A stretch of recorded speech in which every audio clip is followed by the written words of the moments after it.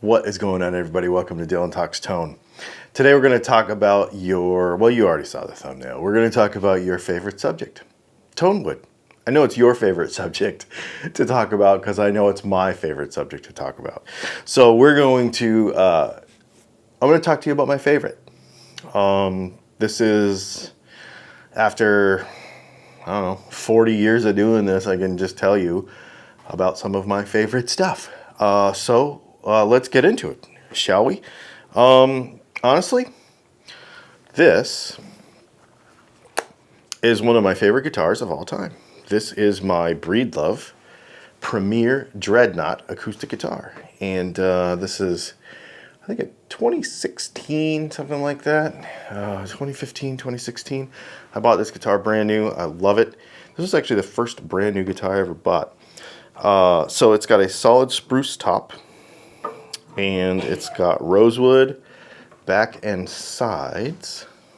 Yeah, it's got rosewood back and sides. And it's got a mahogany neck. And it has an ebony fretboard, which I really like. The reason I bought that guitar is because I wanted a Martin.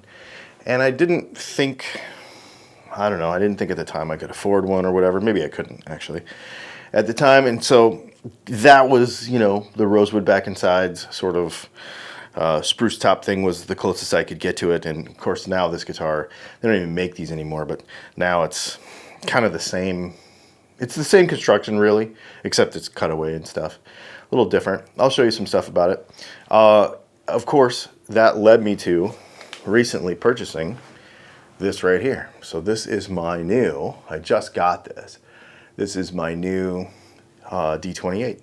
So this is a 2023, whatever, brand new Martin D28, and it's obviously spruce top, rosewood back and sides. That back is like freaking beautiful. Mahogany neck, love that cool Martin volute that they do, super cool. And ebony fretboard. It's interesting too, the ebony's not like black, it's got like a stripe in it, which is kind of cool. And that's one of the things that I really liked about this guitar. You can't really see it in this light, but it's got some neat variations in it.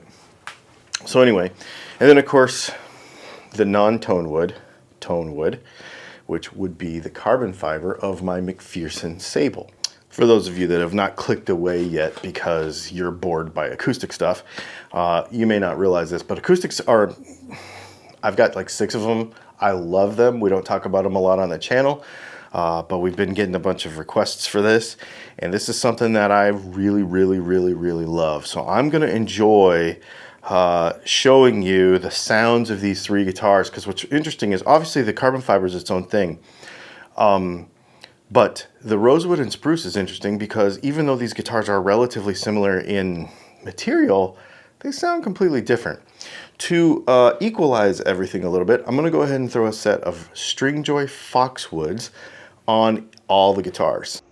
Okay, to all you people who do this stupid knot thing on the strings, stop it.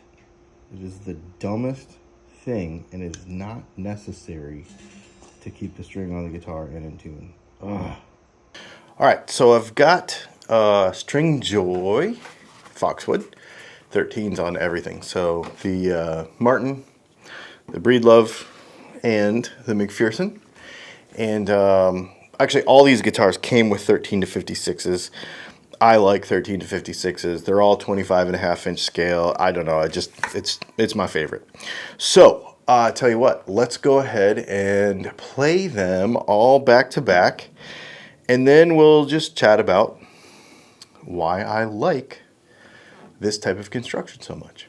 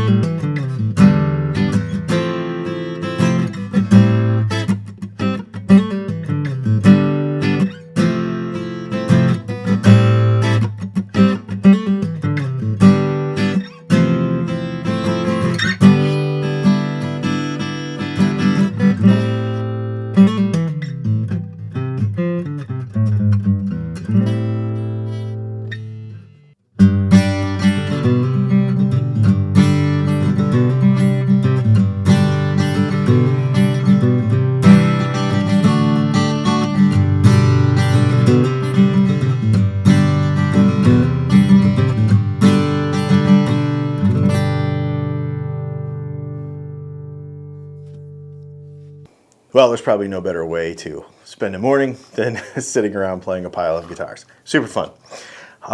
This is really fun. For those of you that don't know, I love acoustic guitars. I've already said it in this video, I know, but I love acoustic guitars. Also, before I get going talking about this, do me a favor, hit the subscribe button and the like button if you like guitar stuff. We mostly talk about electric guitars around here, but acoustics are fun too. And do all that stuff. If you have already been a subscriber, make sure that you are still subscribed. YouTube's doing this weird thing where they're unsubscribing people and unnotifying people, so just check it and make sure. And I also want to thank my Patreon supporters and my YouTube members. You are the folks that make all of this stuff possible.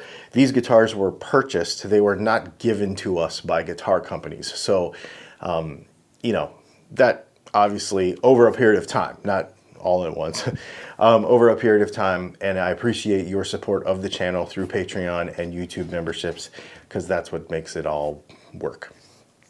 All right, let's talk about this one, because it's kind of the anomaly, or for many people it's kind of the black sheep, very literally.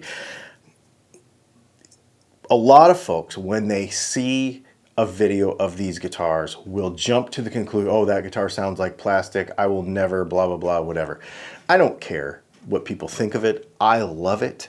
And I will tell you that every person I've ever handed this guitar to, no matter how traditional of a guitar player they are always pleasantly surprised by what they play.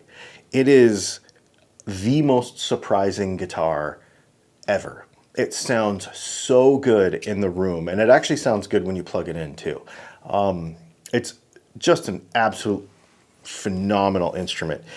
The cool part about it is it never needs adjustment. There's no truss rod, but the neck and the construction is so stiff that you don't need it.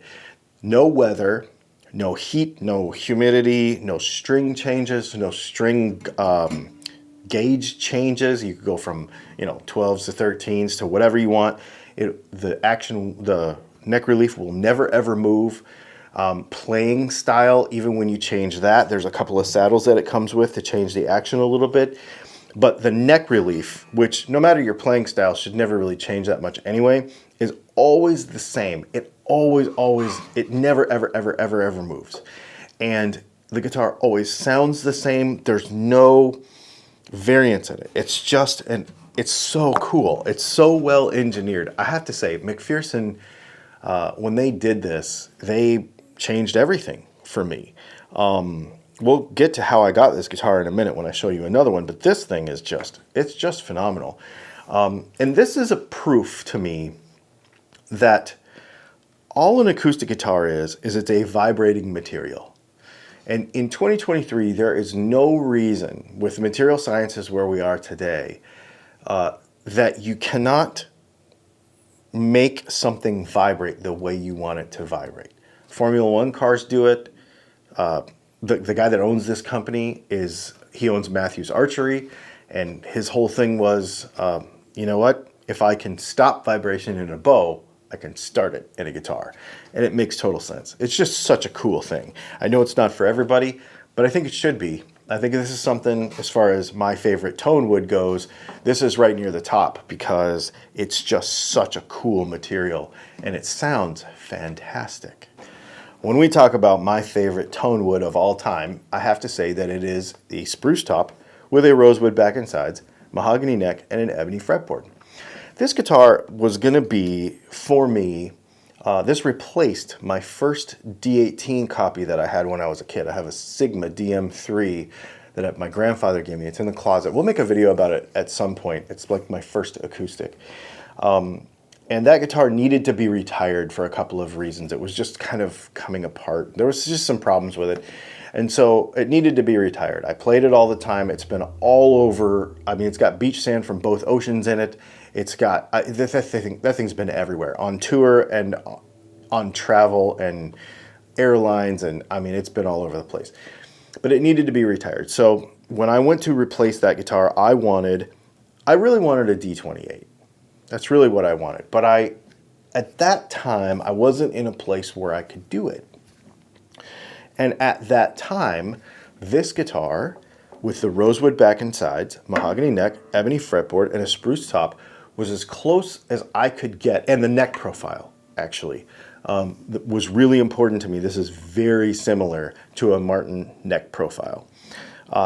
Was the guitar that I could afford. And at that time, it was less than a Martin. Now, the Oregon-made Premiers with the rosewood and the spruce are about the same price as a D28, but they weren't back then. And so I was able to get this guitar, and absolutely love this thing. This was my favorite. This is my favorite guitar of all time until I bought my MacPherson. In fact, I sold this guitar to buy this guitar, and I regretted, not because this is any less. These are probably my two favorite instruments until very recently that I've ever owned. These are amazing. On equal footing. Not one over the other, just different flavors and on equal footing. But I missed this guitar, so I called my buddy and I bought it back from him. So I got this thing back. And I still absolutely love this guitar, but I always wanted a Martin, because don't we all, right? And so very recently, I got this, a brand new Martin D28. And I am over the moon for this guitar. Wow, it's everything my old Sigma, as far as the playing. The neck profile is actually very similar to that Breedlove, and that's why I like that Breedlove so much. But this is just another level. There is something about the traditional rosewood back and sides, dreadnought. There's no pickup in it right now. We might add one at some point. Mahogany neck, ebony fretboard, Martin D28. This thing is phenomenal. Again, I'm not really good at recording this stuff, so the differences between the sounds on them, I don't know if you were able to hear them. Holy smokes, this is amazing. This is such an incredible instrument. I cannot tell you. My favorite tone wood of any guitar is rosewood with the spruce top. Right alongside, and probably on the same footing, is this carbon fiber acoustic by MacPherson. I have close carbon fibers too. They're a different flavor, but this MacPherson is phenomenally good. And I've played the Rain Song, I've played all the other ones. This is my favorite. I feel it sounds the warmest. I don't know if you noticed, but the construction is a little different between the two, the Martin and the Breedlove. The Breedlove has a pinless bridge, so it's kind of like a top-loading Telecaster, where you have a traditional, obviously, pinless bridge on the Martin, and you have a scalloped top on the Breedlove. What they do is they change the thickness of the top to balance the tone. So the thickness of the top on the bass side is different than it is on the treble side. So that's kind of a modern touch, which is very interesting. They're about the same thickness, but they sound totally different. The Breedlove is got a lot more low end, and it is very the volume, when the volume comes up, the harder, I didn't play it really hard in this video, but the harder you play the guitar, the volume just continues to grow. It just gets bigger and bigger and bigger, and the guitar sounds huge, especially in the room. And but it never really comes apart. It just stays balanced. It's just so cool. Where the Martin is totally different. Very precise. Very, you could get a very delicate touch. You can with this one too, but the Martin is just a totally different thing. Anyway, super cool. I'm super stoked on this. Before we go, I want to show you something that I want to talk about in the next video. A lot of people have asked me about this thing. The Tone Right, I don't know what they call it, guitar ager play-in thing, whatever it is. And I kind of think it's dumb. Let's just say that. I think it's dumb Basically what it's supposed to do is it's supposed to age in your guitar. You know, as an acoustic guitar settles in, I guess the glues and the grains in the wood and that sort of stuff. Obviously, as we know, over years, it sounds better. Like old acoustic guitars do sound different than new acoustic guitars. Whether you think that's better or not, I guess that's up to you. But how do we age in a guitar quickly? This thing is theoretically supposed to do that. It's about 150 bucks. I'll leave a link to it in the description. I don't know if it's a gimmick yet. I've never tried it. But basically, you put it on the guitar in between the strings, you plug it into the wall, and it vibrates the guitar for you for hours. And they say that 3 72-hour periods of this make the guitar sound different. It plays it in somehow. So, in our next video about acoustic guitar stuff, I've got to let the time go by, so maybe next week or so. I'm going to start it today, and maybe next week or so we will record again the same passages that I played today, and we will see if we can hear a difference. I don't know. You let me know in the comments what you think. Have you tried this thing? Can you recommend it? There is a more expensive one going around on Instagram and stuff right now, but this one was about 150 bucks. I got it from Stu Mac. I'll leave a link to it in the description if it's something you want to try or you have tried and you want to recommend to others. I don't know. I genuinely don't know. So we're going to have to just do the experiment and see what happens. So hit the subscribe button and the like button and the little bell next to it so you know when the next video comes out, because we're going to put it on the brand new Martin and we're going to see if it makes a difference. And then we're also going to put it on the Breedlove, even though the Breedlove's like 7 years old, and I'm just going to see. I don't know. I don't know. We're going to try to get 100 hours on it between now and the next video and just see. Anyway, do me a favor, hit all those buttons, do the thing, check out Dylan Talks Tone for electric guitar stuff, and thanks for hanging out, and we'll see you in the next video.